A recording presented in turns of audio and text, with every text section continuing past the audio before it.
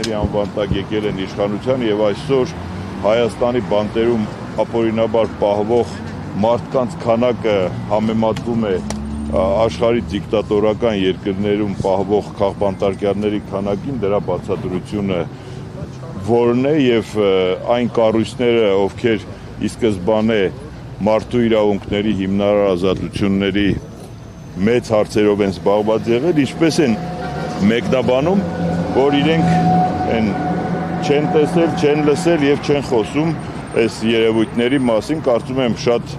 տգեղ երևույթ է, երբ որ մեր նման հինավուրց ազգին կարող են նմանատիպ կուտ տալ, կներեք խոսակցականից համար եւ աչք փակել այդ երևույթների նկատմամբ ինչ ժամանակավոր քաղաքական շահեր հետապնդելու համար։ Կարծում եմ ամեն յուրաքանչյուր մարդու գործի մեկ օրվա անազատությունը չարժի որևէ քաղաքական շահի։ Ուստի ես նաև չգիտեմ, որպես հայ, որպես Հայաստանի քաղաքացի, թերևս դիմեմ առաջին անգամ մեր իշխանություններին, որ չի կարելի այս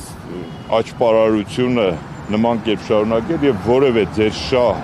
տարածաշրջանային շահ չարժե նրան, որ Հայաստանի Հանրապետության որևէ քաղաքացի գետ մեկ օր մնա անազատության մեջ, լուծեք ձեր հարցերը այլ կերպ, ձեր շահերը հետապնդեք այլ կերպ, իսկ եվրոպական կամ միջազգային կառույցներին ես հորդորել չունեմ ասելու, ուղղակի պիտի հետևություններ անեն, որ իրենք իրենց հեղինակությանը անդառնալի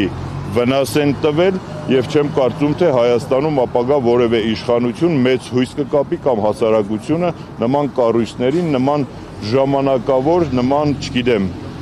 այդ ծաղրանկարային իրենց պահող կազմակերպությունների նման, որ թղթի վրա այլ կերպ էր, հայտարարություններում այլ կերպ էր, առաջներում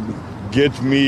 հասարակական ակտիվիստի կողքով մեկը անցներ, մի ոստիկան անցներ, մեծ տարածաշրջանային ոռնոց էին կապում, չգիտեմ ինչեր էին անում, մարդու իրավունքներ, ազատություններ, դեսպանատներ, իսկ այսօր կարծես